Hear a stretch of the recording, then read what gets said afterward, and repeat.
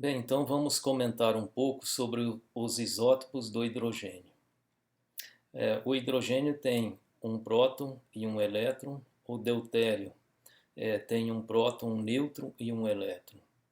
O deutério é estável e tem uma abundância na natureza de aproximadamente 0,01%. O deutério pode formar a água deuterada, que na fórmula fica D2O, e é muito usado na espectroscopia de ressonância magnética, porque o deuteron tem spin nuclear igual a 1, enquanto o hidrogênio tem spin nuclear igual a meio. E o momento magnético do hidrogênio é bem diferente do momento magnético do deuteron. E tem o trítio. O trítio tem um próton, dois nêutrons e um elétron. O trítio pode formar a água tritiada. Na fórmula fica um hidrogênio normal, o trítio mais o oxigênio. E a água tritiada pode ser então rastreada, porque o trítio é radioativo. Ele emite a radiação beta- com a meia-vida de 12,6 anos. Então essa água tritiada pode ser utilizada em medidas da permeabilidade da água. A equação que esquematiza a transformação é essa daqui. O trítio se transforma em Hélio-3, mais a partícula beta-, que é um elétron, e mais o antineutrino. O trítio é muito utilizado em pesquisas como rastreador. Ele pode ser inserido em nucleotídeos ou aminoácidos. E depois, com isso, dá para saber para onde vão esses nucleotídeos ou aminoácidos na amostra, e para quantificar é usado um contador de cintilação líquida. Bem, agora vamos analisar o decaimento beta-. No núcleo atômico, eventualmente um próton pode se transformar em nêutron mais a partícula beta- mais um neutrino.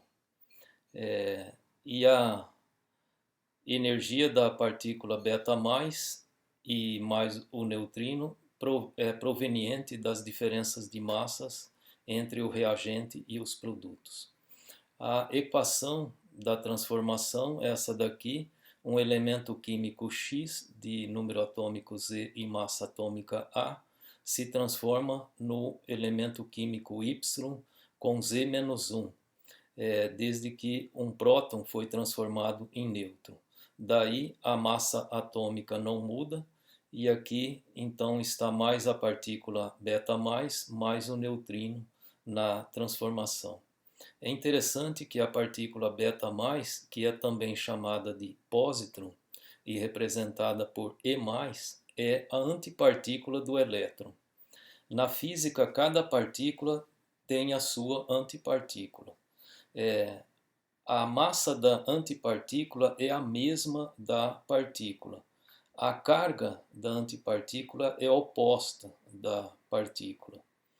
E também o spin é o mesmo, ou seja, o momento angular de spin é igual, porém as helicidades desses spins são opostas.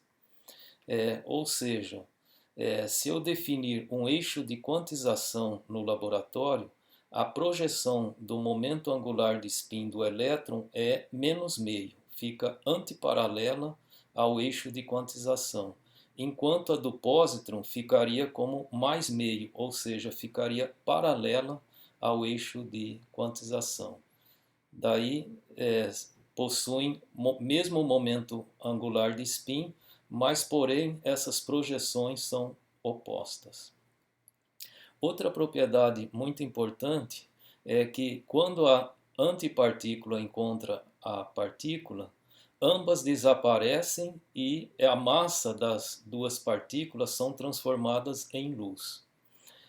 Assim, quando o pósitron encontra o elétron, eles desaparecem e dois raios gama são formados, diametralmente opostos. Sai um raio gama neste sentido e o outro no sentido oposto, e ambos são rigorosamente paralelos. E toda energia da massa, que corresponde à massa das duas partículas, aparece como energia dos fótons, né? A energia da massa do elétron é igual a 0,51 MeV.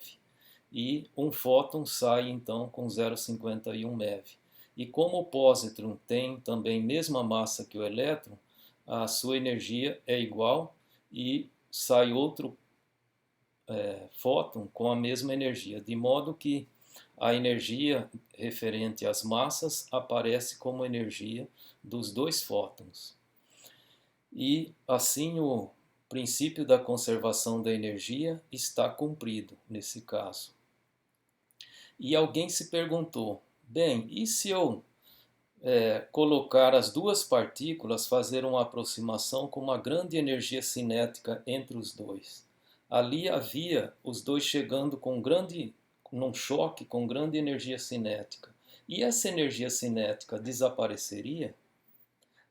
E aí esse experimento foi feito e, pasmem, a energia cinética aparece como energia dos dois fótons, compartilhada pelos dois fótons. Vamos supor que eu incidi uma partícula na outra com energia cinética de 0,2 MeV. Então sai 0,1 MeV para cá e 0,1 MeV para lá. Ou seja, esse raio gama sairia com 0,61 MeV e o outro para lá com 0,61 MeV. Ou seja, nós temos aí um flagrante de que a energia cinética também pode ser transformada em luz. Esse processo é chamado de aniquilação do par. Existe um outro processo que é chamado de produção do par. Quer dizer, a situação oposta também é verdadeira. Se um raio gama possuir energia suficiente para formar as duas partículas, ele pode formar essas duas partículas. Isso pode ocorrer quando o raio gama passa perto de um núcleo, né? E aí ele desaparece e se transforma no pósitron mais o elétron. Isso é observado na câmara de bolhas de Wilson, né?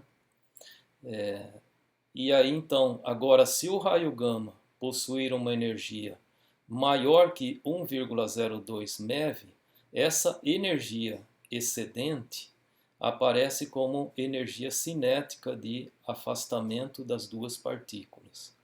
Ou seja, essa 1,02 MeV é a energia mínima que ele precisa ter para formar o par. Mas se ele tiver um excesso de energia, ele pode formar o par e aí aparece aqui o restante da energia como energia cinética das partículas.